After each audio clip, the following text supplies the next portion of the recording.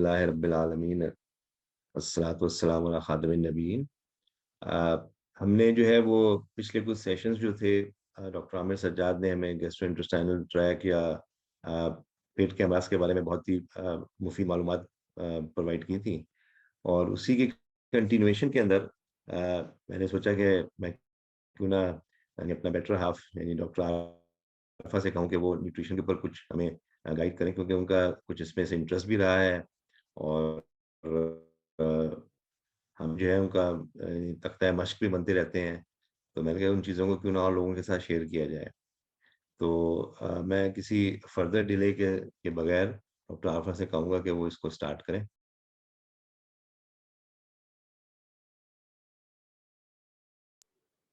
अस्सलाम वालेकुम रहमतुल्लाहि व बरकातुहू। औज़ु बिल्लाहि मिनश शैतानिर रजीम। बिस्मिल्लाहिर रहमानिर रहीम।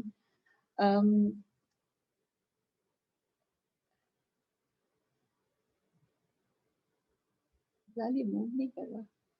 ऐसे करते हैं। हाँ, शुरू हो गया। ठीक है फिलहाल। तो आज जो टॉपिक्स मुझे डिस्कस करने हैं वो ये सामने आपके हैं। पहला जो है जो दो कॉन्सेप्ट्स हैं इंटेंट और हेल्दी माइंडसेट का। फिर हम लोग देखेंगे कि हम लोग डेली ईटिंग जो हमारा पैटर्न है वो किस तरह होना चाहिए और हम उसको कैसे इम्प्रूव कर सकते हैं और हम उसमें क्या चीज़ें हैं जो हम नहीं कर पाते। फिर ये कि हमारी जो प्लेट है, जो हेल्दी प्लेट है, उसको हम किस तरह से फिल करें, उसको किस तरह से बनाएं। फिर हम लोग डिस्कस करेंगे कि ये हंगर स्केल क्या चीज़ होती है। फिर ultra processed versus whole food के इनका फ़र्क और किस चीज़ को हम इस्तेमाल करें और किस चीज़ को अवॉइड करें और उसके नुकसानात क्या हैं। फिर 3 व्हाइट पॉइज़न्स की बात करेंगे जो कि मतलब हमारे लिए बहुत नुकसानदेह हैं और उनको हम आम तौर पे खानों में इस्तेमाल करते हैं। फिर हम लोग ब्लड शुगर लेवल की बात करेंगे कि किन चीज़ों से ये ब्लड शुगर लेवल को हम मेंटेन कर सकते हैं। और फिर 3 टिप्स हैं फॉर मेंटेनिंग हेल्दी हैबिट्स। और फिर हम लोग बात करेंगे फिजिकल फिटनेस की। इसमें जो भी हम लोग काम करते हैं तो उसमें जो हिडन चीज़ होती है वो हमारी इंटेंट होती है। और उसमें ये कि हम लोग यहाँ पे हमारा हम लोग एक पर्पस के लिए इस दुनिया में आए हैं, हम अल्लाह के नॉमिनी हैं। तो उसको एग्जीक्यूट करने के लिए हमें फिजिकल और मेंटल हेल्थ चाहिए। और जब हम ये इस नियत से हेल्थ ईटिंग की तरफ आएंगे तो ये भी हमारी एक तरह बन जाएगी, हमारी इबादत बन जाएगी। और हदीस भी है कि इब्ने आदम को अल्लाह सुब्हानहू नबी करीम सल्लल्लाहु अलैहि वसल्लम कह रहे हैं कि जो एडवाइस है कि पेट को 3 हिस्सों में रखें। एक हिस्सा जो है उससे पेट में खाने का हो, एक पानी का हो और एक जो है वो खाली हो। फिर ये हेल्दी माइंडसेट है क्योंकि इस्लाम जो है वो इज्तिमाइयत है, कम्युनिटी का नाम है। तो हम लोग जो भी काम करें वो इंडिविजुअलिस्टिक नहीं हो, उसमें हम ना सिर्फ खुद इन्वॉल्व हो हेल्दी ईटिंग में जो हमारा जो प्रोसेस हो उसमें, बल्कि हम अपनी फैमिली को और अपने रिलेटिव्स को और अपनी कम्युनिटी सबको इन्वॉल्व करें। क्योंकि हम लोग उसी वक्त हेल्दी माइंडसेट को कर सकेंगे जब जब हमारी सारी जो फैमिली और कम्युनिटी है वो सब इसमें इन्वॉल्व होगी। अच्छा, ये जो पहली चीज़ है वो ये मतलब ये जो हमारा डेली ईटिंग पैटर्न है कि वो क्या होता है। हम लोग अमूमन जो है ना खाने के बारे में ये होता है कि हम लोग बहुत ज़्यादा मुख्तलिफ तरीके से खाने खा रहे होते हैं। कभी हम किसी वक़्त खा लेते हैं, कभी किसी वक़्त खा लेते हैं। कोई हमारे घर में बैठा हुआ होता है तो हम उसके साथ अगर भूख नहीं भी है तो हम खा लेते हैं। मतलब और वीकेंड्स पे हमारे खाने का पैटर्न बिल्कुल चेंज हो जाता है। तो हमें मतलब इसमें जो सबसे इम्पोर्टेंट चीज़ है कि हम चाहे दिन में 3 दफ़ा खाएँ, 5 दफ़ा खाएँ, जो छोटे 2 स्नैक्स मिलाकर है और या ये कि हम दिन में 2 दफ़ा खाएँ या 1 दफ़ा खाएँ, जो भी खाएँ हम उसको एक हर रोज़ सेम डे पर खाएँ। तो ये बहुत इम्पोर्टेंट चीज़ है कि हम अपना जो पैटर्न है ना वो उसको मेंटेन करें। दूसरी बात ये कि जो सबसे ज़्यादा हेवीएस्ट खाना हमको खाना चाहिए वो मॉर्निंग का खाना चाहिए, क्योंकि उसके बाद हमारी एनर्जी पूरे दिन इस्तेमाल होती है और हम वो खाना इस्तेमाल कर लेते हैं। और उसके बाद उसका हाफ जो है वो हम आफ्टरनून में खाएँ और उसका जो क्वार्टर है वो हम रात को खाएँ। तो इस तरह, क्योंकि रात और होता क्या है कि हम लोग कभी-कभी दावतों में जाते हैं या किसी पार्टीज़ में जाते हैं तो क्या होता है कि हम लोग बहुत ज़्यादा ओवर ईटिंग करते हैं। या हम दिन भर के काम करके जब थके हुए घर आते हैं तो हम लोग बहुत ज़्यादा ईटिंग करते हैं। तो उसमें क्या होता है कि हमें कुछ भी नहीं करना होता, उसके बाद हमें सो जाना होता है। तो क्या होता है कि वो खाना जो है वो सारा कन्वर्ट होता है फैट में और हम अपनी बॉडी में वो फैट रख रहे होते हैं। फिर एक और चीज इसमें ये कि पोर्शन कंट्रोल। अब उसमें ये कि आप जो भी खाना, अपनी प्लेट जो है ना वो छोटी बनाएं, छोटी प्लेट में खाना भर के खाएं, ताकि आपको लगे कि आपने प्लेट फुल खाना खाया है लेकिन आपका पोर्शन कंट्रोल हो रहा हो। और जो स्नैक्स खाएं उसको मतलब बेसिकली जो स्नैक्स है वो 120 किलो कैलोरीज तक होने चाहिए। तो वो जो है, अगर आप देखें नट्स अगर आप खा रहे हैं तो आपके पाम ऑफ हैंड में वो स्नैक्स जो है ना वो आ जाए, यानी उससे ज्यादा वो नहीं होना चाहिए। क्योंकि हम लोगों को अपनी कैलोरी रिक्वायरमेंट्स को जो है ना वो दिन में पूरा डिवाइड करना होता है। तो जो मेन की कैलोरी रिक्वायरमेंट है वो 2500 है, और औरतों की जो है ना वो 2000 है। तो इसको आप इस तरह से अपना प्रोपोर्शन करें कि आप सबसे बड़ी जो है वो मॉर्निंग में खा रहे होंगे, और सबसे लीस्ट जो है वो आप आफ्टरनून में खा रहे होंगे, और इन बिटवीन आप 2 स्नैक्स ले सकते हैं, या जिस तरह आपकी हैबिट है कि आप 2 दफा खाते हैं तो उसी तरह मेंटेन रखें। और फिर खाने को उसकी कैलोरीज इसी तरह डिवाइड कर लें। फिर स्नैक्स में भी कोशिश करें कि जैसे आप हेल्दी स्नैक्स खाएं। और अगर पाकिस्तान में भी देखें तो पाकिस्तान में भी बहुत सारे हेल्दी चीज़ें अवेलेबल हैं।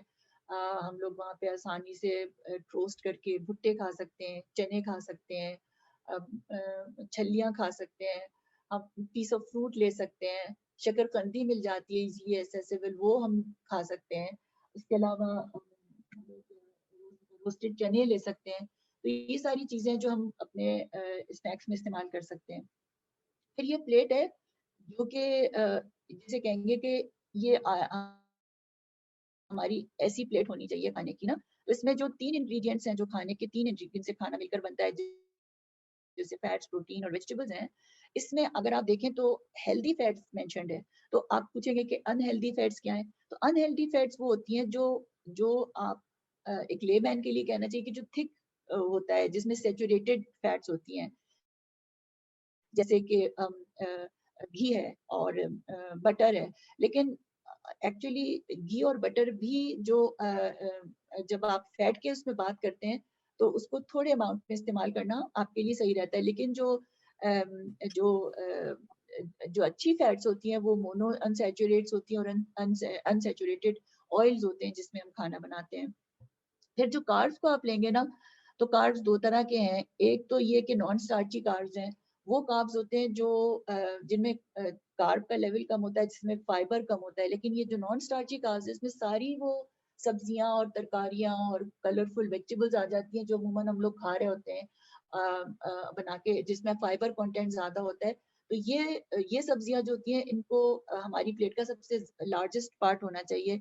अच्छा, और वो कार्ब जिसमें जो आप ये वाला येलो पोर्शन देख रहे हैं, इसमें वो कार्ब्स हैं जो हमारी बीन्स होती हैं, हमारी लेंटिल्स होती हैं, हमारी क्या कहते हैं सारे ग्रेन्स इसमें शामिल हैं। लेकिन इसमें जो लो ग्लाइसेमिक का जो वर्ड है वो ये कि इसमें इनको खाने से हमारा यानी ये अनप्योरिफाइड फॉर्म में होती हैं, रिफाइंड फॉर्म में नहीं होती। तो इसमें हमारा जो ग्लूकोज लेवल है ब्लड में वो नहीं बढ़ता। तो इसमें मल्टीग्रेन आटा भी आता है क्योंकि वो मल्टीग्रेन होता है। और उसमें और एक और बात ये होती है कि जैसे व्हीट है उसमें कार्ब का कंटेंट बहुत ज्यादा होता है। लेकिन जो दूसरे ग्रेन्स हैं उसमें कंपैरेटिवली, जैसे कॉर्न है, जैसे बार्ले है, इस तरह, और जैसे ओट्स हैं, इसमें जो कार्ब का कंटेंट होता है ना वो कम होता है, प्रोटीन कंटेंट ज्यादा होता है निस्बतन।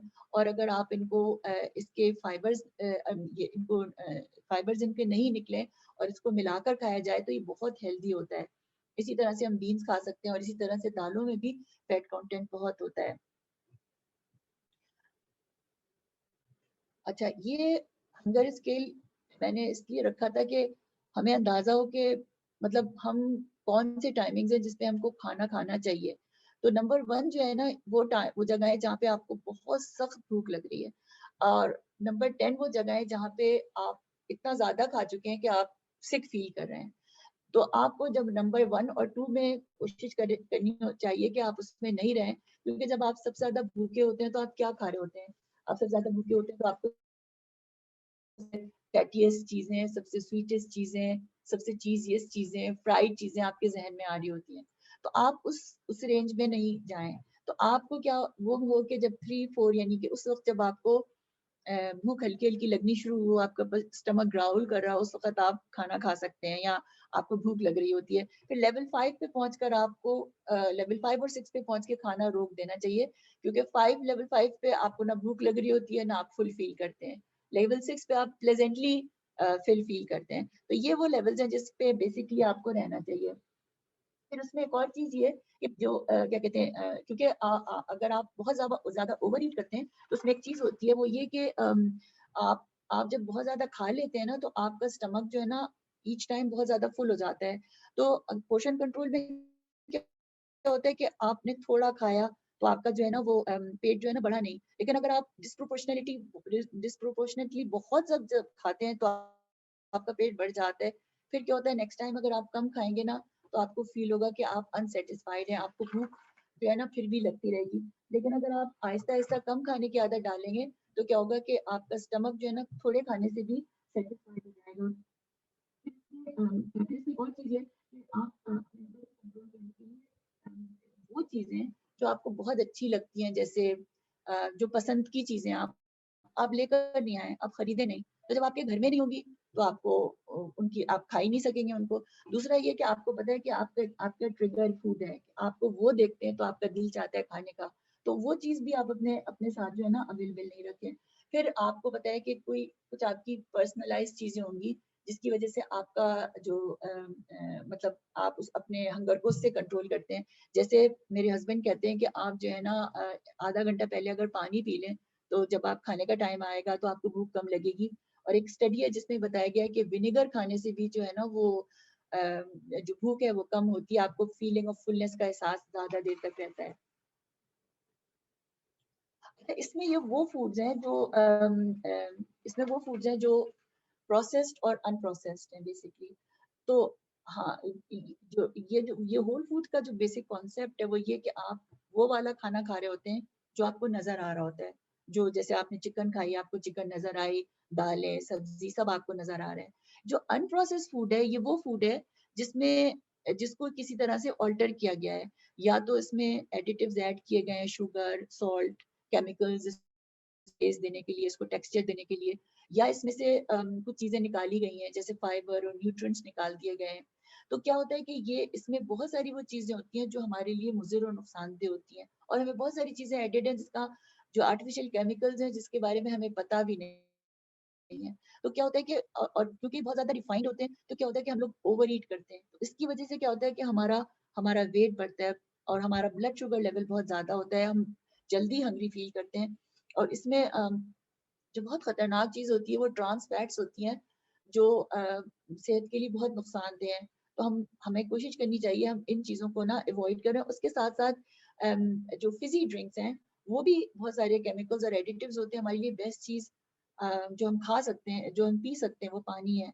और ये चीज़ें ज़्यादातर हमारे जो फ्रोज़न फूड्स होते हैं, जो प्रोसेस्ड बर्गर्स होते हैं, जो टेक अवेज़ होते हैं, आपको नज़र ही आ रहा होगा, ये सारी चीज़ें जो हैं वो इसमें सारी चीज़ें अल्ट्रा प्रोसेस्ड फूड में शामिल होती हैं। अब ये जो 3 चीज़ें हैं ना, इनको कहा जाता है 3 व्हाइट पॉइज़न्स।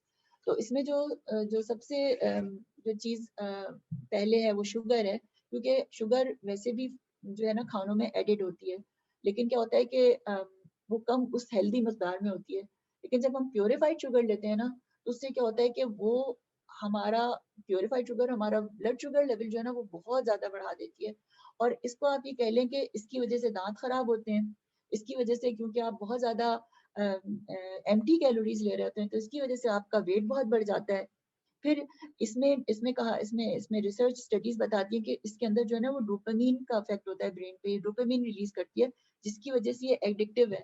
तो अगर आप इसको जब छोड़ते हैं, तो आपको विथड्रॉल सिम्पटम्स होते हैं, यानी कि आपको मुश्किल होती है इसको लीव करने में। लेकिन वन्स आप इससे ओवरकम हो जाएँ, तो आपका जो इसका जो इफ़ेक्ट है कि ये मूड को अनस्टेबलाइज़ करती है, एनर्जी लेवल्स को एकदम से डिक्रीज़ करती है। तो आपका जो मूड है, वो स्टेबल हो जाएगा।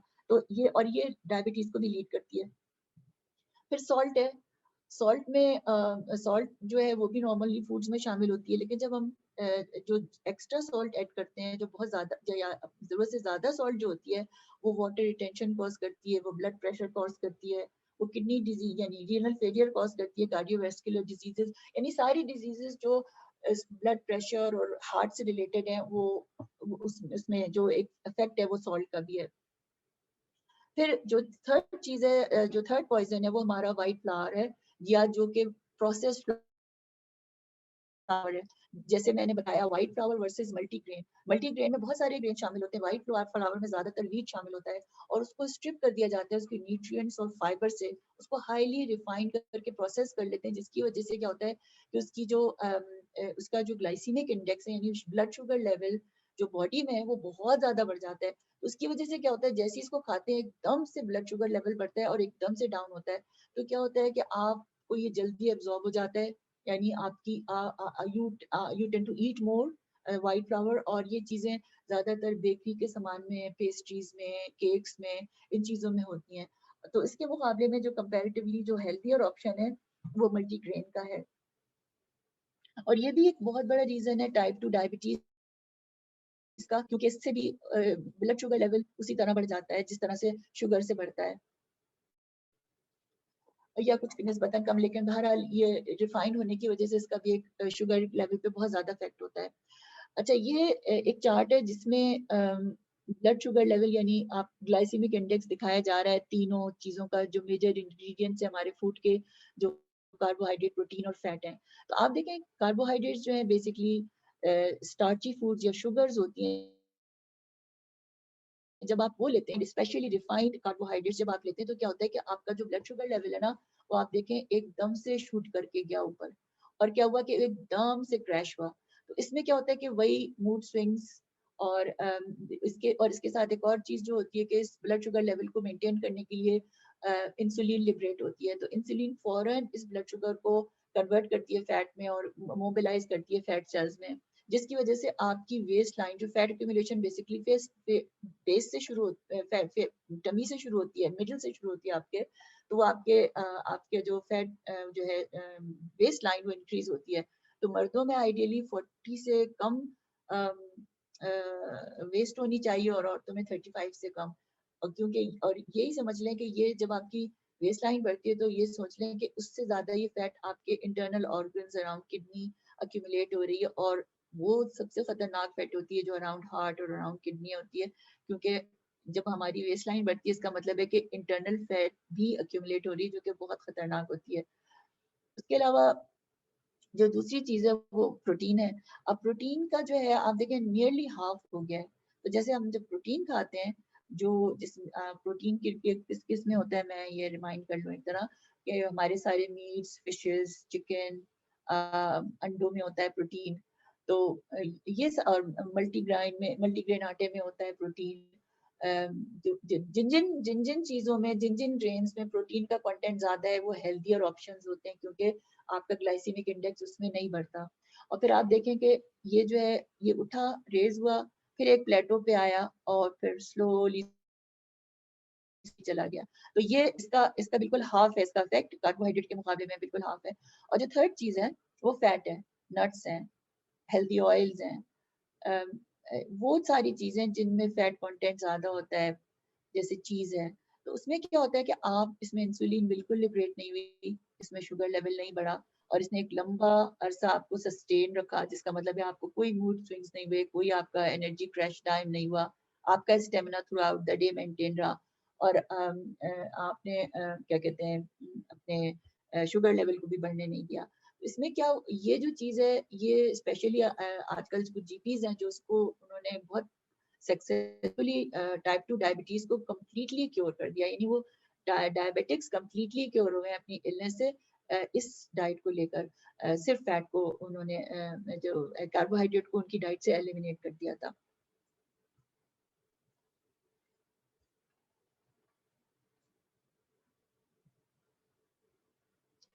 अच्छा, ये 3 टिप्स हैं मेंटेनिंग हेल्दी हैबिट्स। बेसिकली हमारे लिए जो सबसे इम्पोर्टेंट चीज है ना कि हम लोग जब डाइटिंग करना शुरू करते हैं ना तो हम लोग वो चीजें खानी शुरू कर देते हैं जो बिल्कुल अनसस्टेनेबल है हमारे लिए। मतलब वो चीजें जो हमारे लिए हमें वो चीजें खानी चाहिए जो हमारे लिए टॉलरेबल हो, जो डुएबल हो, जो हम इंजॉय करें। तो हमें मतलब ऐसी ऐसी चीजें जैसे ऐसे इतनी मुश्किल एक्सरसाइजेज हैं जो हमारे लिए मुश्किल हैं, ऐसे फीके खाने हैं जो हमें अच्छे नहीं लगते, हम उनको उन खानों को मतलब बनाने के बजाय वो हेल्दी खानों में इन्वॉल्व हो जो हमें अच्छे लगते हैं। आप देखें जो आजकल जो डाइट्स हैं काफ़ी फेमस हैं, एटकिंस और पैलियो डाइट और मेडिटेरेनियन डाइट और वो जो जापानीज़ डाइट है उसका तो मुझे नाम नहीं पता। तो वो सारी जो चीज़ें हैं उसमें अ, व उन डाइट्स में से ये कर सकते हैं कि हम जो अपने हिसाब से जो हमारे लिए हेल्दी ऑप्शंस हैं, जैसे हम लोग उसको कन्वर्ट कर सकते हैं कि अच्छा हाँ, इस डाइट में ये चीज़ है, तो ये टोर्टिला था, तो चलो अच्छा मैं इसकी चपाती बना लेती हूँ। अच्छा ये वेजिटेबल्स तो अच्छा इसकी मीट में क्या चीज़ है जो मैं ईज़िली अवेलेबल कर सकती हूँ। तो आप उसको अपने एशियन वर्ज़न में कन्वर्ट कर सकते हैं और वो उतना ही टेस्टियर होगा, उतना ही आपके लिए एन्जॉयबल होगा और जैसे मैंने कहा कि हम जब हेल्थी ईटिंग पे होते हैं तो हमें सिर्फ़ अपने इंडिविजुअलिस्टिक उसके लिए नहीं करना चाहिए बल्कि अपनी फैमिली सबके लिए इस चीज़ के बारे में सोचना चाहिए। तो हम लोग हमारे लिए वो ज़्यादा सस्टेनेबल और ड्यूरेबल होगा और उसी तरह से जैसे हम कोई वर्कआउट करते हैं, एक्सरसाइज़ करते हैं, तो हम कोशिश करें कि अपनी फैमिली के साथ इसको करें या किसी फ्रेंड के साथ में। वो ऐसी चीज़ हो जो हमारे लिए एन्जॉयबल हो, सस्टेनेबल हो, जैसे हाइकिंग पे जाना है अपनी फैमिली के साथ, वॉक्स पे जाना है या कोई भी काम ऐसा हो जो हम जिसको हम थॉरली एन्जॉय कर सकें। फिर सेकंड चीज़ ये कि माइंडफुल ईटिंग उसमें ये कि आप सोचें कि मैं क्या खा रहा हूँ और मैं क्या खाने जा रहा हूँ और मुझे मुझे खाना चाहिए क्या इससे मुझको फायदा होगा या इसके क्या कॉन्सिक्वेंसेस होंगे। तो जब आप अपने इंट्रोस्पेक्शन करने लगते हैं, अपने आप सोचने लगते हैं कि अच्छा इस वक्त मुझे भूख लग रही है। अक्सर हम लोग ये कहते हैं कि जब आपको शॉपिंग करने या टेस्को जाना हो तो आप बिल्कुल खाली पेट ना जाएं क्योंकि आप उसमें बिल्कुल रॉन्ग शॉपिंग करेंगे। तो जब हम अपने आप को देखने लगते हैं ना तो हमें एक पॉज़ दे देते हैं अब कि हमारे और हमारे खाने के दरमियान पॉज़ आ जाता है। तो वो जो है ना हमें सोचने का मौका दे देता है कि हमको क्या खाना चाहिए। तो हम उस वक़्त जो है अपनी वैल्यूज़ को रिफ्लेक्ट कर सकते हैं कि हाँ, नहीं देखो ये चीज़ गलत है, ये मुझे नहीं खानी चाहिए। तो इसमें यानी एक तरह से आप अपने ऊपर खुद चौकीदार हो जाते हैं, खुद अपने एक्शंस और इमोशंस को मॉनिटर करने लगते हैं। फिर तीसरी जो चीज़ है ना वो है fixed mindset versus growth mindset. अब हमें हम समटाइम्स क्या होता है कि हमारा एक फिक्स माइंडसेट बन जाता है कि नहीं यार मैं मेरा वज़न तो कम नहीं हो सकता, नहीं या मैं तो वो पर्सन ही नहीं हूँ कि जो डाइटिंग कर सके, मुझसे भई नहीं रहा जाता। ये जो है ना ये हमारा एक फिक्स माइंडसेट है कि नहीं मैं नहीं चेंज हो सकता। ग्रोथ माइंडसेट क्या होता है कि वो ग्रोथ माइंडसेट कहता है कि नहीं मैं हो सकता हूँ, हाँ, इस तरह भी कर सकता हूँ। अच्छा इसका क्या अल्टरनेटिव होगा? अच्छा ये सक्सेसफुल नहीं हुआ, तो क्या ये सक्सेसफुल हो जाएगा? क्या चीज़ मेरे लिए सक्सेसफुल थी? क्या चीज़ मैं एक नए तरीके से कर सकता हूँ? तो वो जो चीज़ है ना वो आपको मोटिवेट करती है कि हाँ, आप एक और तरीके से इसको अप्लाई कर सकते हैं। हाँ, आप कर सकते हैं। तो वो जो चीज़ है वो बहुत इम्पोर्टेंट है कि हम अपने माइंडसेट को लाइफ में वैसे भी जनरली कि हम फिक्स्ड माइंडसेट्स के निकाल कर ग्रोथ माइंडसेट्स में कन्वर्ट करें। अच्छा इसमें जो मैंने सबसे आखिरी चीज़ रखी थी कि फिज़िकल फिटनेस है और हमारी स्लीप है।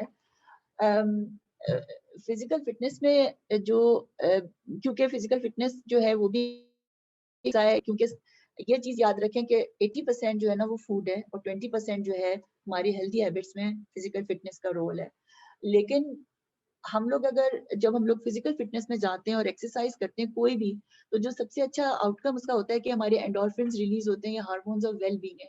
ये हमें लाइफ में पॉजिटिविटी एक पॉजिटिव गो देते हैं। तो हमारे लिए हेल्दी हेल्दी होना बहुत इम्पोर्टेंट है और इसमें ये ज़रूरी नहीं है कि अगर आपके लिए बहुत मुश्किल है कि बहुत ही एक स्ट्रेनुअस और हार्ड एक्सरसाइज करें, तो सबसे अच्छी चीज़ ये है कि आप उसको हेल्दी ऑप्शंस को अपनी लाइफ में इनकॉर्पोरेट कर लें। मेरे हस्बैंड गाड़ी के बजाय वॉक करके हॉस्पिटल चले जाते हैं। हम लोग स्टेयर्स के बजाय लिफ्ट के बजाय स्टेयर्स इस्तेमाल और इसी तरह से जैसे हम प्रेफ़र करें कि जहाँ पे हम गाड़ी में जा सकते हैं, चलकर चले जाएँ और इसी तरह से हम कोशिश करें कि हम बहुत ज़्यादा उठें, अपना कुर्सी से उठकर मुख्तलिफ काम करते रहें, हम लोग घर में अपनी एक्टिव लाइफ़ हो हमारी, तो वो चीज़ों को इसको कम नहीं समझना चाहिए क्योंकि ये भी हमारी फ़िज़िकल फ़िटनेस का हिस्सा है कि हम एक जगह बै जम के नहीं बैठ जाएँ। दूसरी चीज़ ये कि हम क्या कहते हैं हल्की ज एक्सरसाइज़ अगर करना चाहते हैं तो हमारी स्ट्रेंथ ट्रेनिंग एक्सरसाइज़ेज़ हैं या जो भी एक्सरसाइज़ेज़ हैं, अब वो हम आजकल तो यूट्यूब पे बहुत सारी चीज़ें आई हुई हैं, तो हम लोग उनको देखकर अपना अपना खुद अपना स्केड्यूल बना सकते हैं, अपनी मर्ज़ी से अपनी एक्सरसाइज़ेज़ को ऊपर नीचे कर सकते हैं, यानी जो भी हमें अच्छा लगता है वो कर सकते हैं। और अपने टाइम पे कर सकते हैं, एक टाइम बना लें। जैसे कुछ लोगों का टाइम होता है कि बस वो मॉर्निंग में उठकर अपनी एक्सरसाइज कर रहे हैं, तो आप उस तरह से अपना एक टाइम बना लें ताकि आपको याद रहे कि आपके रूटीन में, जैसे जैसे मैंने कहा ना, कि आपकी हैबिट्स में वो चीज़ शामिल हो जाए। फिर अक्सर कुछ लोग ये सवाल करते हैं कि क्या बुढ़ापे में एक्सरसाइजेज, या जैसे आप एज होते हैं उसमें एक्सरसाइजेज जो हैं क्या डिफिकल्ट होती हैं, मुश्किल होती हैं, हमारे मसल्स वीक हो जाते हैं। तो ज़ाहिर है मसल्स आपका सेल सेल एज होता है, वो तो एक बात है। लेकिन लोग स्ट्रेचिंग से ज़्यादा अपनी मसल को स्ट्रेंथ देने पे फ़ोकस करना चाहिए। और आपको इंजरी से बचाने का सबसे अच्छा तरीका ये है कि आप राइट मसल राइट जगह पे इस्तेमाल करें। जैसे अगर आप पुशअप्स कर रहे हैं, तो आप सिर्फ शोल्डर के मसल्स नहीं इस्तेमाल करें, बल्कि आप रेक्टाई, सेरेटाई, ट्राइसेप्स सबको इन्वॉल्व करें। तो इसमें सबसे अच्छा ये होगा कि आप किसी ऐसे ट्रेनर के साथ हों जो आपको सही तरह से गाइड करे कि हाँ, ये मसल्स इस एक्सरसाइज में इन्वॉल्व होते हैं, आप इसको सही तरह किस तरह कर सकते हैं। दूसरी चीज़ ये कि जैसे हर ज़्यादातर लोगों के एंटीरियर मसल्स जो होते हैं वो स्ट्रॉन्गर होते हैं as compare to back muscles. इसीलिए जैसे-जैसे हम एज होते हैं, अगर हम स्लोप कर रहे हैं, तो इसका मतलब है कि हमारे बैक मसल्स जो हैं वो वीक होते जा रहे हैं। उस के लिए ज़्यादा इम्पोर्टेंट चीज़ ये है कि हम एंटीरियर मसल्स के साथ-साथ पोस्टीरियर मसल्स पे भी बहुत फ़ोकस करें। रोम्बोइड्स हैं, हमारे हैमस्ट्रिंग्स हैं, ग्लूटिया हैं, जो बैक मसल्स हैं, उनकी बहुत अच्छी एक्सरसाइज़ करें ताकि हमारा जो पोस्चर है, वो मेंटेन रहे। क्योंकि अगर हम पोस्चर मेंटेन रहेगा, तो वो लोग बैक एक और जो हमारे स्पाइनल प्रॉब्लम्स हैं, हम उससे भी बचे रहेंगे। फिर क्या कहते हैं, स्लीप पे आ जाते हैं कि हम हमारे लिए 8 आवर्स की स्लीप बहुत इम्पोर्टेंट है। क्योंकि अगर हम स्लीप कम लेते हैं, तो क्या होता है कि फिर हमारा जो है ना, मेटाबॉलिज़्म कम होता है और हमारा वेट गेन होता है। और एक चीज़ बहुत इम्पोर्टेंट है, जो सबसे इम्पोर्टेंट है, वो ये कि आप स्लीप को ना उसके डेज़िग्नेटेड टाइम पे करें। सपोज़ करें हम समर्स में सोते हैं, तो समर्स में हम लेट सोते हैं, तो 9, 10, 11 इसके अराउंड सोएँ, और उठें तो भई फजर का टाइम है समर्स में, तो 4 बजे फजर शुरू हो जाती है। तो आप फजर सो के उठ जाएँ, सो जाएँ और 6 बजे उठ जाएँ। लेकिन अपने पैटर्न को चेंज नहीं करें, और विंटर में अगर जल्दी सोते हैं, तो आप 6 बजे उठ के नमाज़ पढ़कर फिर आप अपना काम शुरू कर दें। तो जो भी आपका पैटर्न हो ना, वो स्लीपिंग पैटर्न चेंज नहीं होना चाहिए, और कोशिश यही करनी चाहिए कि हम 8 आवर्स की स्लीप हो स और उसमें कल शामिल हो। जो आफ्टरनून का नैप होता है, ये सुन्नत भी है और बहुत इंपॉर्टेंट है। उसमें ये नहीं है कि जैसे आप घंटों के लिए सो रहे हैं, आप 20 मिनट्स के लिए, 15 मिनट्स के लिए पाँव ऊपर किया, लेट गए, अगर आपके लिए पॉसिबल नहीं है। लेकिन एक तो ये सोच के, वही जो बात है कि आपकी नियत है कि ये रसूलुल्लाह की सुन्नत थी कि वो कैलुला करते थे, तो थोड़ी देर आँखें बंद करके लेट गए, आप यकीन करें उससे बहुत ज़्यादा अच्छा इफ़ेक्ट पड़ेगा आपकी वेल-बीइंग पे, आपकी जो वो कहते हैं ना, मैं इमोशनल स्टेट पे, कि आपका मूड ठीक रहेगा, आपका स्टैमिना बेहतर हो जाएगा एक छोटे से नैप के साथ। अ, यहाँ पे अपना मैंने प्रेज़ेंटेशन हम ख़त्म करते हैं। अगर आप लोगों को कोई सवाल वग़ैरह करना हो, तो आप मुझसे कर सकते हैं।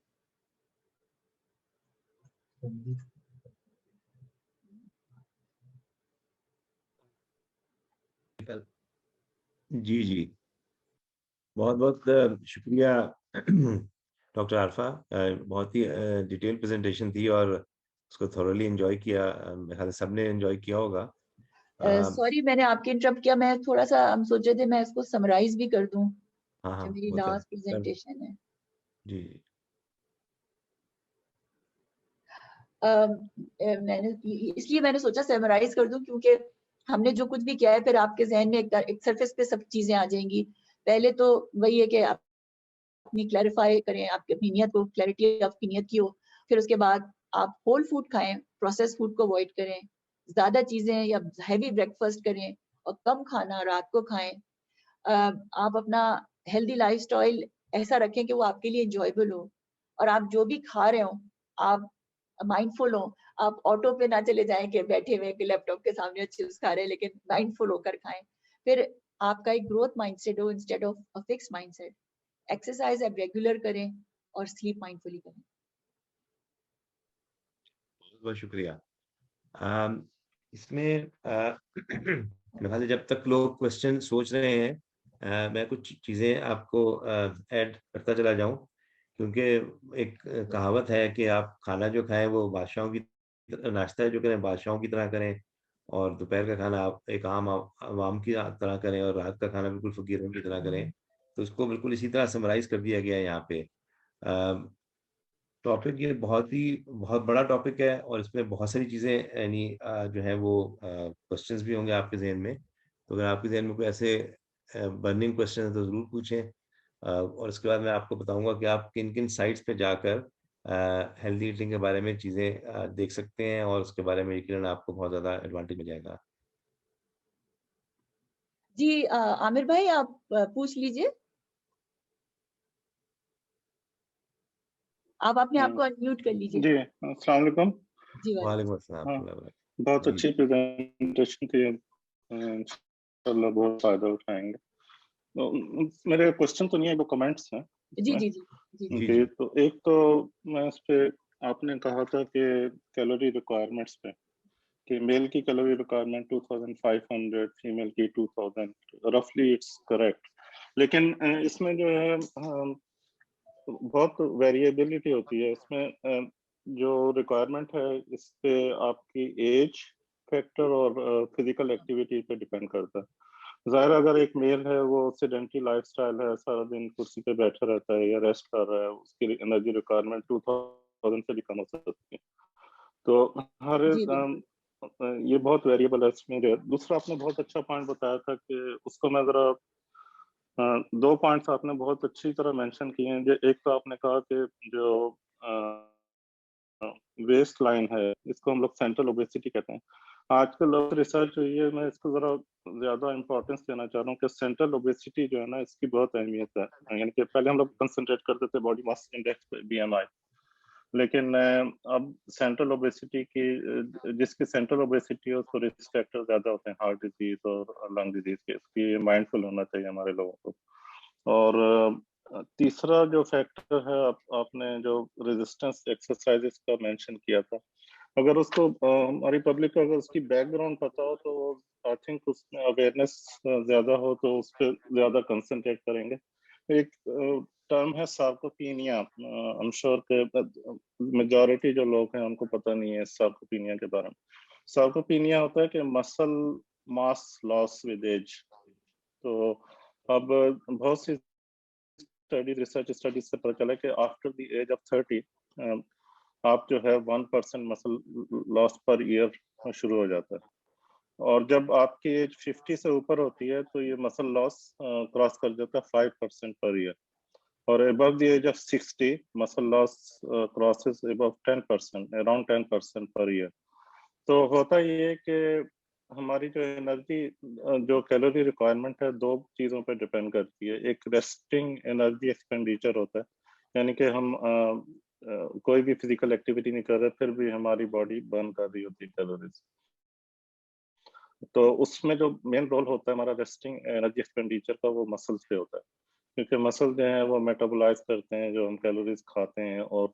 और जैसे जैसे हमारा इसीलिए हम कहते हैं कि एज के साथ मेटाबॉलिक रेट हमारा कम हो जाता है, कैलोरी रिक्वायरमेंट कम होती है, मोटापा बढ़ता जाता है। तो होता ये है कि मसल मास जब लॉस होता है तो वो रिप्लेस होता है फैट से। तो और उसका सिर्फ एक ही हल है। और exercise is very important. Aerobic exercise होती हैं जो वॉकिंग, रनिंग, बाइक, इससे आपके लंग और हार्ट के लिए बहुत मुफीद है। लेकिन सार्कोपीनिया को प्रिवेंट करने के लिए और अपनी रेस्टिंग एनर्जी एक्सपेंडिचर को मेंटेन करने के लिए हाई लेवल पे आपको मसल मास जो है उसको प्रिजर्व करना चाहिए। और उसका एक ही तरीका है कि रेजिस्टेंस एक्सरसाइज और हाई प्रोटीन डाइट। और रेजिस्टेंस एक्सरसाइज जो है it should be part of your daily routine exercise. यानी कि आप मसल डिफरेंट मसल्स हैं उनको आप रेजिस्टेंस एक्सरसाइज करें ताकि वो मसल मेंटेन रहे। और उसमें जो है वो आपका एनर्जी एक्सपेंडिचर जो है मेंटेन रहेगा और ओबेसिटी का रिस्क कम होगा। बस ये पॉइंट्स मैं मेंशन कर रहा था। लेकिन ओवरऑल आपकी डाइट पे बहुत ही अच्छी प्रेजेंटेशन थी। एक और हमारे लोगों में अवेयरनेस इतनी नहीं है कि फिजी ड्रिंक्स में शुगर, आपने वाइट पाउडर में बताया, फिजी ड्रिंक्स में बहुत लोग पीते हैं और वहाँ पे और उसमें हिडन शुगर्स होती हैं। एक एक कैन जो है वो कोक का, उसमें 9 to 13 spoon full of sugar होते हैं, विच इज रियली पॉइजन। और कुछ लोगों को अवेयरनेस ही नहीं होती कि इतनी ज्यादा शुगर पी रहे हैं वो। इसी तरह सॉल्ट आपने बताया, तो हमारे मुल्क में खासतौर पे मैंने देखा कि ये बहुत ट्रेंड है कि तंदूर की रोटी ले आए, नान ले आए। और मेजॉरिटी ऑफ केसेस में एक्स्ट्रा सॉल्ट एडेड होता है उसमें। सॉल्ट एक तो आटा भी जो यूज होता है उसमें वाइट होता है और ऊपर से सॉल्ट होता है, तो इट्स डबल किलर होता है ये। तो ये हमारे लोगों को अवॉइड करना चाहिए। लेकिन शुक्रिया बहुत बहुत इस प्रेजेंटेशन का। जज़ाकल्लाह आमिर भाई, आपके जज़ाकल्लाह बल्कि खैर। आप जो बोल रहे थे वो मैंने पॉइंट्स लिखने शुरू कर दिए थे, मैंने ये सारे पॉइंट्स लिखे हैं क्योंकि मेरी प्रेजेंटेशन में बड़ी हेल्प हो जाएगी इससे। जज़ाकल्लाह खैर। नहीं, एक्चुअली मैं मेरा न्यूट्रिशन में बहुत ज्यादा इंटरेस्ट है। इट्स पार्ट ऑफ माय, मेरी सब स्पेशलिटी समझ लीजिए। तो जज़ाकल्लाह खैर।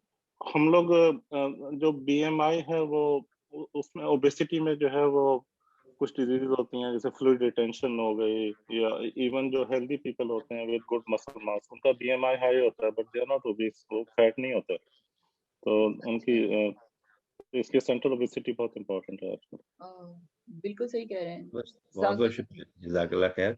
ये आसफा हमीद क्वेश्चन करना चाह रही हैं, डॉक्टर आसफा हमीद। जी, अस्सलाम वालेकुम।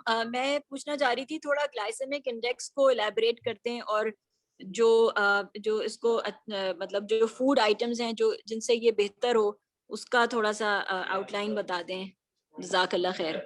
हम बता देंगे, लेकिन हम चाहेंगे आमिर भाई भी इस पे रोशनी डालें। असल में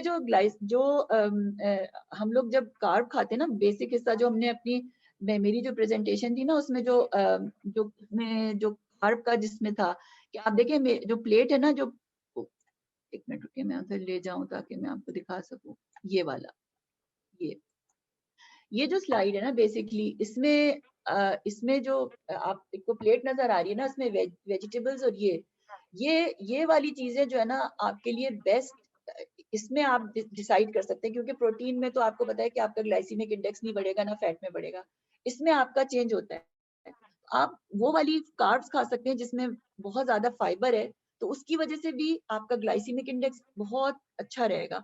जैसे मैंने बताया था कि नॉन स्टार्ची है, इसमें आप जितनी भी वेजिटेबल्स हैं, मतलब आप स्पिनच ले लें, आप गाजर, मूली, कद्दू, मतलब जितनी भी वेजिटेबल्स हैं, वो वाली नहीं जिसमें स्टार्च है जैसे आलू वगैरह है, लेकिन स्वीट पोटैटो में फिर फाइबर ज्यादा होता है, तो आप वो ले सकते हैं। तो जब आप ये खाएंगे, इसको किसी तरह भी इनकॉर्पोरेट कर लेंगे, इसका स्टर फ्राई बना लेंगे, इसमें थोड़े नट्स डाल लेंगे, तो आपके लिए एक बहुत ही हेल्दी डाइट हो जाएगी। और उसमें फिर जो ये लो ग्लाइसेमिक इंडेक्स की कार्ब्स हैं, इसमें आप देखें कि बीन्स हैं, आप बीन्स सैलेड्स में डाल सकते हैं, ऊपर से कितनी सारी लोबिया और कितनी सारी बीन्स हैं, वो सारी की सारी इसमें शामिल है। इसी तरह से लेंटिल्स इसमें शामिल है, क्योंकि लेंटिल्स का भी ग्लाइसीमिक इंडेक्स कम होता है, आप उसको इस्तेमाल कर सकते हैं। और फिर जैसे कि मैंने कहा, बहुत सारे ग्रेन्स हैं आजकल, तो कीनवा और पता नहीं क्या क्या चीजें आई हुई हैं जो आप इसको यूज कर सकते हैं, यानी नए से नए ग्रेन्स ट्राई कर सकते हैं और उसको अपने लिए क्या कहते हैं, जिसे कहते हैं ना, उसका अपना शुगर लेवल कम मेंटेन कर सकते हैं। बहुत शुक्रिया। डॉक्टर जुबैर कोई क्वेश्चन करना चाह रहे हैं, डॉक्टर जुबैर। जी, अस्सलाम वालेकुम भाभी, thank you very much for a very nice presentation. बस 2-3 चीजें मैंने जरा करनी थी। एक तो ये कि ये जो प्लेट आप दिखा रही है ना, हम लोगों को तो सबको पता है कार्ब्स क्या होते हैं, लेकिन जस्ट फॉर जनरल पब्लिक इसको कार्बोहाइड्रेट्स अगर कह दें तो, क्योंकि वो ऐसा ना हो दुकान में जाके बोले यार 2 किलो कार्ब्स दे दो जरा, क्योंकि वो जनरल टर्म नहीं है ना कार्ब्स। सो कार्बोहाइड्रेट्स बेसिकली ये है। तो ये पॉइंट मैंने बताना था ताकि लोग परेशान ना हो जाओ, कार्ब्स क्या कह रही है डॉक्टर आरफा, यार ये कोई नई डाइट आई है क्या? तो एक तो ये पॉइंट था, सॉरी टू से दैट। दूसरा मैंने एक चीज पूछनी थी स्वीटनेस के बारे में। स्वीटनेस बड़े कॉमनली यूज होते हैं हमारे, जनरली काफी लोग यूज करते हैं और मैं भी यूज करता हूँ। उसके बारे में थोड़ा बताइएगा। एक और चीज, मैंने पिछले हफ्ते मेरा कंसल्टेंट मेरे साथ था, तो वो कहता है यार मैं आजकल क्वांटिटेटिव डाइट ले रहा हूँ। ये भी कोई नई टाइप की डाइट कोई आई है, जैसे मेडिटेरेनियन डाइट आपने बताया है, ये है वो है, तो वो पता नहीं, ये आपने शायद थोड़ा सा मेंशन तो किया था डिफरेंट डाइट्स पे, तो ये भी कोई नई चीज ऐसे है कि जैसे एक फैशन सा आ जाता है ना डाइट्स का जैसे, तो मेरे ख्याल में इसमें थोड़ी सी अगर आप डाल दीजिएगा रोशनी। एक और पॉइंट जो आपने कैलुला का बताया, I wish we can do कैलुला इन द हॉस्पिटल। हमारे लिए तो नहीं हो सकता ना वो कैलुला फिर हॉस्पिटल में। दूसरा आखिरी पॉइंट जो है, क्या करें, हमारी बीवियां खाना इतना अच्छा बनाती हैं, हम लोग ओवर ईट कर लेते हैं। Thank you. नहीं, पहली बात तो ये कि जो आपने स्टेविया का जो आर्टिफिशियल स्वीटनर्स का कहा, उसमें जो नेचुरल स्वीटनर्स हैं वो ज्यादा अच्छे हैं, क्योंकि जाहिर है कि वो फिर केमिकल्स हैं जो आर्टिफिशियल स्वीटनर्स हैं, तो उनको तो अवॉइड करना चाहिए।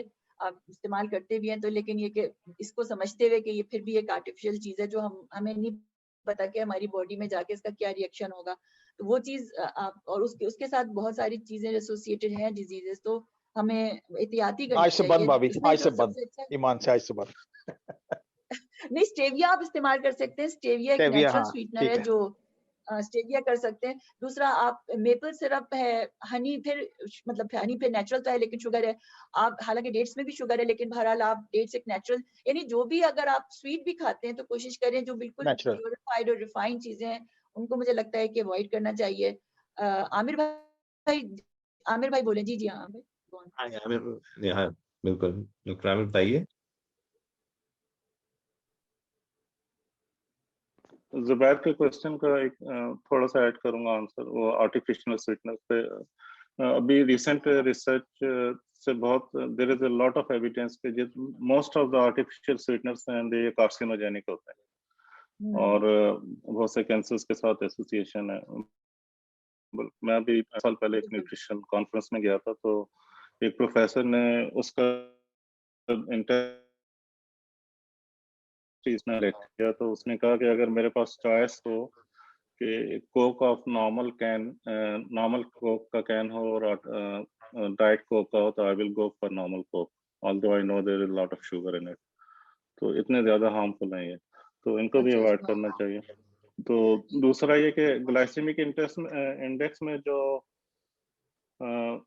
बेसिकली रिफाइंड कार्बोहाइड्रेट जितने भी होंगे ना उसमें ग्लाइसेमिक इंडेक्स हाई होगा उनका।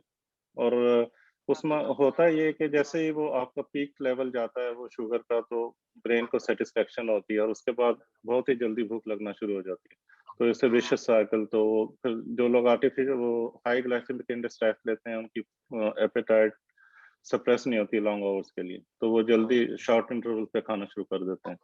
दूसरा ये उसमें अगर उसको एलेबोरेट करना चाहें तो जितनी भी शुगर्स हैं, रिफाइंड शुगर्स जैसे चीनी हो गई, हनी हो गया, और जो बहुत ही स्वीट फ्रूट्स हैं लाइक खजूर का मेंशन किया था अभी, इन सब का हाई ग्लाइसेमिक इंडेक्स बहुत हाई होता है और इनको अवॉइड करना चाहिए। तो आपने पहले ही उसको कर दिया, थोड़ा एक्सप्लेन करने के लिए मैंने मेंशन किया। शुक्रिया। में सब में हाई ग्लाइसेमिक इंडेक्स डेफिनेटली बहुत हाई होता है, तो इनको भी बहुत कॉशियसली इस्तेमाल करना चाहिए। लेकिन एक और चीज थी, जुबैर भाई कह रहे थे कि हमारी कुकिंग के बारे में ना, कि तो हम लोग मतलब हम लोग कुकिंग को वही जैसे मैंने कहा ना कि हम लोग अपनी कुकिंग में बहुत सारे वेरिएशंस कर सकते हैं और उसको हम हेल्दी बहुत सारे तरीकों से बना सकते हैं। तो ये भी हम खवातीन के लिए भी बहुत एंजॉयबल चीज हो जाएगी और सबके लिए हेल्दी ऑप्शन भी ये होंगे। मिस्टर अदनान भाई है जो पूछना चाह रहे हैं क्वेश्चन। अदनान भाई आप सवाल कुछ बोलना चाह रहे थे? जी जी अदनान भाई। नहीं, मेरा अनम्यूट हो गया है मेरा। अच्छा जी जी। अच्छा, नहीं मैं सब ये पूछना चाह रहा था कि हर बीमारी के हिसाब से न्यूट्रिशनिस्ट जो है वो अपने हिसाब से डाइट हमेशा प्लान करता है, लेकिन हमारे यहाँ मुल्क में ये मेरे ख्याल ये चीज़ नहीं मौजूद अभी कि एलोपैथिक डॉक्टर के साथ एक न्यूट्रिशनिस्ट भी मौजूद हो जो उसकी बीमारी के हिसाब से उसकी तजवीज़ करे। मेरे ख्याल इसका मैं आपको ख्याल सबसे बेहतर तो जवाब आमिर दे सकते हैं, लेकिन एक ब्रीफ सी बात बता दूं, क्योंकि हमारे यहाँ हर चीज की किल्लत है। आपको इवन मेडिकल डॉक्टर जो है वो तलाश करना, एक वो डॉक्टर जो कि प्रॉपरली क्वालिफाइड हो और वो उस चीज के बारे में आपको गाइड कर सके, वो भी मुश्किल होता है। और सबसे बड़ी बात जो मैं इस से रेफरेंस से आपको बताना चाहता हूँ कि आप किसी से डाइट के बारे में कुछ बताएं, बहुत ही ऑथेंटिक वे में बताएं, मतलब बहुत अच्छी तरह उस पर रिसर्च करके उसको समझाने की कोशिश करें, तो आपको 10 जवाब तो उसी वक्त बैठे बैठे दे देंगे उस महफिल के अंदर कि डॉक्टर साहब ये तो बिल्कुल सही नहीं है, मेरे तो फलाने यूज किया था उसको ये हो गया था, बस जिस्म पे दापड़ पड़ गए थे, फलां के बाल झड़ गए थे, फलां के कमरे में दर्द शुरू हो गया था। तो पाकिस्तान के अंदर जो सुनी सुनाई बातें हैं ना, अनफॉर्चुनेटली दान भाई, वो इतनी सीना पसीना चल रही हैं कि आप यानी उस चीज को चेंज करना बड़ा मुश्किल है। मतलब हमें वही बात है ना कि यानी इस चीज को हमें चाहिए कि हम उसको दीन के लिहाज से भी देखें कि हर सुनी सुनाई बात को दूसरे तक पहुंचाना जो है वो उस झूठे के लिए, वो झूठ जो बात होती है, तो हम इसको मेडिकल पॉइंट ऑफ व्यू से भी देखें। मतलब मैं इसलिए खासतौर पर बात कह रहा हूँ कि मुझसे अगर कोई चीज पूछता है तो मैं उसको जाके पहले खुद देखता हूँ अच्छी तरह की, भाई वो बात जो मैं बात बता रहा हूँ उसमें कितना वजन होगा इस बात के अंदर। तो ये इस मतलब इसका मुख्तसर जवाब ये है कि न्यूट्रिशनिस्ट यकीनन होने चाहिए, कुछ बीमारियों के अंदर बहुत अहम रोल है, खासतौर पर डायबिटीज के अंदर तो इंतहाई अहम रोल है इसके अंदर, कार्डियोवास्कुलर डिजीज के अंदर इसका बहुत अहम रोल है, हमारे स्टोन डिजीज के अंदर बहुत अहम रोल है, और कुछ के अंदर जो है वो ऑब्वियसली मैं ये चीज जो है वो डॉक्टर आमिर से कहता हूँ कि वो अगर कोई फर्दर इसको बताना चाहे तो जरूर बताएं डॉक्टर आमिर। नहीं जिया, मैं एग्री करता हूँ। एक्चुअली ये खासतौर पे हमारे वेस्टर्न वर्ल्ड में तो आप देखें, हमारे जो क्लिनिक्स होते हैं डायबिटीज के और कार्डियोवास्कुलर डिजीज के और मेटाबॉलिक डिसऑर्डर्स के, उसमें डाइटिशियन या न्यूट्रिशनिस्ट इन्वॉल्व होते हैं और हम लोग रेफर करते हैं। लेकिन हमारे मुल्क इतनी वो एक तो फैसिलिटीज नहीं है और इतने अवेलेबिलिटी नहीं है न्यूट्रिशनिस्ट की, तो और अवेयरनेस भी नहीं है, इसलिए ये ट्रेंड कम है। तो लेकिन जैसे आपने कहा कि डायबिटीज और हार्ट डिजीज में बहुत इंपॉर्टेंट रोल होता है न्यूट्रिशनिस्ट का एडवाइस के लिए, तो बस यही ऐड करना चाह रहा था। जी बहुत शुक्रिया। कोई और क्वेश्चन किसी के ज़हन में हो? एक चीज जो इम्पोर्टेंट है, यानी हमारे पास अभी भी कुछ टाइम है कि हमारे यहाँ वाइट फ्लावर जो है यानी आटा जो है सफेद बहुत कसरत से यूज होता है, बल्कि बचपन से जब से हमने होश संभाला हमने उसको देखते चले आए। सफेद आटा जितना सफेद होता है उतना उसको अच्छा समझा जाता था और बहुत शौक से खाया जाता था।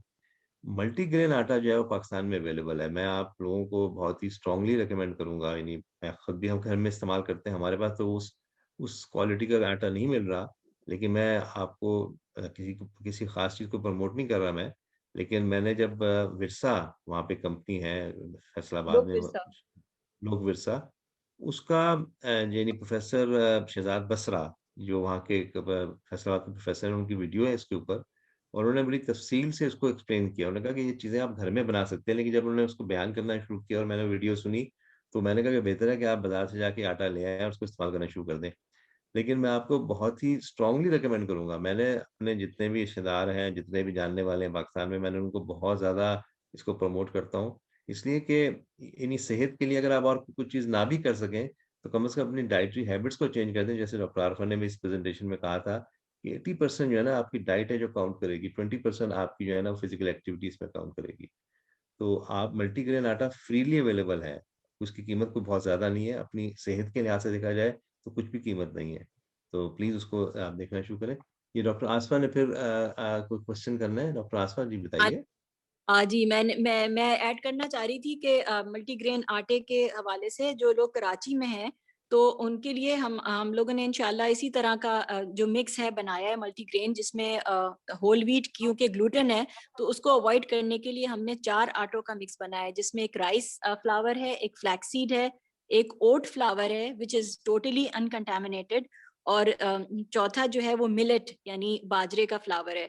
तो ये सारी चीजें मिलाकर हमने इंशाल्लाह ताला हम लॉन्च करने वाले हैं अपनी प्रोडक्ट, कुछ ही एक ही महीने के अंदर हमारे स्टोर्स पे आ जाएगी, जो कराची में स्टोर्स हैं। स्पेशली आजकल जो स्टोर्स हैं निकोज वो कैरी करते हैं मेरी ग्लूटेन फ्री रोटी, और रेगुलर रोटी भी करते हैं, जिसमें जो 4 वैरायटी है उसमें बिल्कुल नेग्लिजिबल अमाउंट में व्हीट फ्लावर है।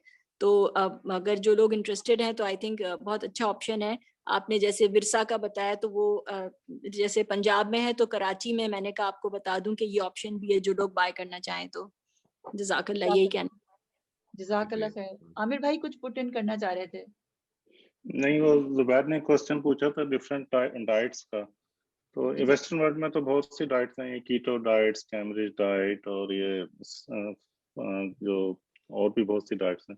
लेकिन एक एक जो अभी रिसेंट रिसर्च हुई है वेस्टर्न वर्ल्ड में बहुत ट्रेंड हो गया है कि इंटरमिटेंट फास्टिंग, तो इससे बहुत स्ट्रॉन्ग एविडेंस है कि वेट लॉस में हेल्प करती है इंटरमिटेंट फास्टिंग, और उसमें रिकमेंड करते हैं कि 2 दिन जो है आप हफ्ते में फास्टिंग करें, और ये सुन्नत भी है हमारे मजहब में, हुजूर अकरम सल्लल्लाहु अलैहि वसल्लम भी 2 दिन फास्टिंग करते थे। तो लेकिन उस फास्टिंग में ये रिकमेंड करते हैं कि आप उन 2 दिनों में जो है अपना जो ब्रेकफास्ट, अर्ली ब्रेकफास्ट है और लेट जो इवनिंग मील होता है उसमें still you should stick to healthy portions, जो है ना healthy portion, low protein, high fat, low sugar diet है। 2 दिन तक, और प्रोलॉन्ग फास्टिंग करें। बल्कि कुछ लोग ये भी करते हैं कि रात को खाने के बाद जो वो सुबह को, हालांकि breakfast is important component of our daily portions right, लेकिन वो ब्रेकफास्ट को स्किप कर जाते हैं to get into the mode of intermittent fasting, फिर वो आफ्टरनून में खाते हैं। तो उसमें इसका बड़ा कम्प्लेक्स जो मैकेनिज्म है वो एक्सप्लेन करना बहुत मुश्किल है, क्योंकि जो हमारा लिवर और मसल्स में जो कैलोरी की डिस्ट्रीब्यूशन है, एनर्जी की और फैट की डिस्ट्रीब्यूशन, वो सारी जो है वो फास्टिंग मोड में जब हमारी बॉडी होती है तो वो डिफरेंट हो जाती है। यानी कि लिवर जो है वो मसल्स में जैसे भेज रहा है ब्रेन में, और सेल्स जो है रिकूपरेट करते हैं। तो ओवरऑल ये बहुत सी बीमारियों का भी इलाज है, इंक्लूडिंग कैंसर। उससे रिस्क कम होता है इंटरमिटेंट फास्टिंग से, और वेट लॉस होता है। जी, उसमें आमिर भाई उसमें वही होता है ना कि ग्लूकोज के बजाय जो फैट वो है दूसरा साइकिल चलता है ना। मुझे जी जी जी जी फैटी एसिड्स इंक्रीज हो जाते हैं, उनसे जो है फ्यूल इस्तेमाल, अल्टरनेटिव फ्यूल फैट जो है इज यूज्ड एज जो स्टोर बॉडी फैट के जो स्टोर्स है ना वो यूटिलाइज होना शुरू हो जाता है बेसिकली। अच्छा जी बिल्कुल। बहुत बहुत अच्छा, शुक्रिया। एक और चीज मैंने कहा था कि भूल जाएं कि स्लीप का, मैं लास्ट चीज में कहूँ कि स्लीप की ना सर्काडियन रिदम होती है, तो अगर हम मुख्तलिफ टाइमिंग्स पे सोएंगे ना तो वो बहुत ऑल्टर होती है, और उससे हमारे मूड पर और हमारे स्ट्रेस लेवल भी स्लीप कम करते हैं। तो हम मतलब उस चीज का बहुत ख्याल रखें कि हम यानी अपना विंडो पीरियड दें कि इतने इस दौरान इस यानी ये इन आवर्स के विद इन सो जाएं और इस आवर्स के विद इन उठ जाएं, क्योंकि ये चीज बहुत डिपेंड करती है हमारा जो यानी जो हमारी अवेक में हमारी जो फ्रेशनेस है और हमारी जो कंसंट्रेशन है। बहुत बहुत शुक्रिया। एक चीज मैंने आपको जैसे मल्टीग्रेन का जिक्र किया था, एक दूसरी चीज जो बहुत ही ज्यादा आजकल प्रमोट की जा रही है और उसके बहुत ज्यादा साइंटिफिक एविडेंस भी है, वो मोरिंगा है। मोरिंगा एक प्लांट है जिसको पाकिस्तान में सुहेंजना भी कहते हैं, और ये पाकिस्तानियों के लिए तो मतलब मेरे ख्याल से बहुत बड़ी नेमत है, वहाँ पे हर जगह पे अवेलेबल है ये। तो इसका पत्ते, इसकी उसका जो फलियां, यानी उसकी कोई भी चीज़ आप ले लें उसको आप इस्तेमाल कर सकते हैं। और इसके अंदर एंटीऑक्सीडेंट प्रॉपर्टीज बहुत हैं, इसके अंदर मिनरल्स, इसके अंदर वाइटामिन्स, इसके अंदर न्यूट्रिशनल वैल्यू इसकी बहुत अच्छी है। यानी आप हैरान होंगे अगर आप इस मोरिंगा के बारे में जाके उसको स्टडी करें, तो यानी बहुत ही वैल्यूएबल चीज़ है, और इसको ज़रूर आप देख कर और आप इसको स्टार्ट कर सकते हैं। इसमें कोई ऐसी चीज़ नहीं जिसको कोई कॉन्ट्राइंडिकेशन है इसके अंदर। ये डॉक्टर ये अदनान भाई कहना चाह रहे हैं, इन्होंने भी मोरिंगा का इस्तेमाल मेरे से किया है, और नहीं ये बिल्कुल आप सही कह रहे हैं। बताइए। मैं सब ये बताना चाह रहा था कि जो विरसा वालों का जो मल्टीग्रेन है उसमें मोरिंगा भी शामिल है और किनुआ भी शामिल है। जी जी जी बिल्कुल ये बिल्कुल। मैंने कहा एडिशनल सब ये पता लगा। हाँ नहीं नहीं, उसमें तो मल्टीग्रेन, उसमें तो उन्होंने बहुत सी चीजें शामिल की हैं। मतलब मैं खुद बड़ा इम्प्रेस हुआ था जब मैंने उसको देखा था। और मेरा ख्याल है कि मैं बल्कि डॉक्टर आसफा जो है उन्होंने भी बताया था अभी कि वो कराची में भी कुछ अवेलेबल हो जाएंगे आटा, उसमें ये सब चीजें वो यानी उसमें ऐड कर सकती हैं, क्योंकि ये इतनी कंप्लीट डाइट बन जाएगी कि आप सिर्फ रोटी के ऊपर मतलब मक्खन लगाकर इसको खा सकते हैं, और आपको किसी और चीज की जरूरत नहीं होगी इंशाल्लाह। जी ऐसे ही है। बहुत शुक्रिया जज़ाकल्लाह। जी जी। मैंने उनको, इसके अलावा कोई अगर क्वेश्चन हो, मेरे ख्याल से आज की जो ऑडियंस है वो सबसे ज्यादा है इन सारी प्रेजेंटेशंस में, और मैं मतलब रामी का इंतहाई शुक्रगुजार हूँ कि उन्होंने बहुत ही पॉजिटिव फीडबैक दिया इसके अंदर, जो कि हमारे लिए बहुत ही यूजफुल रहा। बल्कि इसके अलावा कोई क्वेश्चन या कोई और कमेंट्स हो, कि हमारे सभी टाइम है 5 मिनट और। मैंने लास्ट टाइम भी बताया था, और आज भी मैं फिर दोबारा बता रहा हूँ कि मैंने एक डेजिकेटेड नंबर रखा हुआ है, और अल्हम्दुलिल्लाह उसमें मुझे अब रेगुलरली मैसेजेस आते हैं, लोगों के कोई प्रॉब्लम्स होते हैं यूरोलॉजी से रिलेटेड, तो उनको मैं उसमें यानी एक्सप्लेन कर देता हूँ। तो वो आप इसी साइट पे जहाँ से आपको मैसेज मैंने दिया था, उसी साइट पे मैंने वो नंबर लिखा हुआ है। उसमें मैं जो सजेस्ट करता हूँ कि पेशेंट अपना नाम, एज और अपना जो मेडिकल प्रॉब्लम है वो बता दे, और इसके अलावा अगर उसको पास्ट मेडिकल हिस्ट्री है जो कि वो बताना चाहता है कि उसको शुगर है या ब्लड प्रेशर है, तो वो जरूर मेंशन कर दे। तो उससे फायदा ये होता है कि वो छोटे से वक्त में बहुत सारी चीज़ों के बारे में हमें पता लग जाता है, और हम उनको फिर उसी तरह एडवाइस कर देते हैं। तो ये चीज़ जो है वो बहुत अल्हम्दुलिल्लाह पॉजिटिवली चल रही है और मैं आपको भी चाहता हूँ कि आप भी इसको प्रमोट करें। इसका यानी कोई किसी किस्म का मुआवजा नहीं है, ये बिल्कुल फ्री है। और यकीनन मैं जो जिसके बारे में मुझे पता होता है मैं बता देता हूँ, जिसके बारे में मुझे नहीं पता होता मैं मना कर देता हूँ कि ये मेरे मालूमात में नहीं है। बल्कि हमारा जो है वो किसी ने मुझसे क्वेश्चन पूछा था तो मैंने कहा था कि मैं खुद किसी से मालूम करके आपको बताऊंगा कि वहाँ पे कौन सा अच्छा डॉक्टर है जो। तो फिर मैंने अपने ग्रुप में उसको डाला तो उसका मुझे जवाब मिल गया कि लाहौर में फलां डॉक्टर जो हैं वो इस फील्ड के बहुत अच्छे हैं, तो उनको मैंने वो मैसेज कर दिया था। तो एक अच्छा लिंक है यहाँ से पाकिस्तान के दरमियान, इसको आप यूज कर सकते हैं। किसी ने क्वेश्चन किया है कि डॉक्टर जियाउद्दीन जी जी या मैं क्वेश्चन आप I have a conventional question, is obesity मेरे कान इज में हेरिडिटरी? कोई अपना म्यूट कर ले अपना माइक, किसी का माइक जी आप क्या दिखाएं जी जी नहीं वो उनका माइक खुला हुआ है, आप बोलिए अपना क्वेश्चन बोल रहे थे आप। आप बताएं जी जी नहीं अच्छा अच्छा, ये जो क्वेश्चन था वो ये था कि ये जो ओबेसिटी जो है वो हेरिडिटरी होती है। इसके बारे में डॉक्टर आरफाफ क्या से बताएंगी? देखिए जेनेटिक पार्ट तो प्ले करती है हर चीज में के है, लेकिन मुझे लगता है कि ये बहुत सारी चीजें जो है ना, वही आप अपना ग्रोथ माइंडसेट रखें, अपना फिक्स माइंडसेट में कि नहीं मैं इसको ओवरकम नहीं कर सकता, क्योंकि बहुत सारी चीजें हैं जो हम लोग जेनेटिकली कैरी करते हैं अपने उसमें, लेकिन हम एनवायरनमेंट भी एक पार्ट प्ले करते हैं ना। तो हम जितना भी उस चीज को अपने तौर पे एक्सरसाइज करके हेल्दी डाइट के साथ हम उसको मेंटेन कर सकते हैं, हम कर सकते हैं। ये तो मतलब इसको ये कह के ये सोचना कि नहीं अब कोई चेंज नहीं हो सकता, ये चीज मुझे लगता है कि इसको अवॉइड करना चाहिए, इस मिस मेंटेलिटी को अवॉइड करना चाहिए। आमिर आपका इसके बारे में क्या ख्याल है?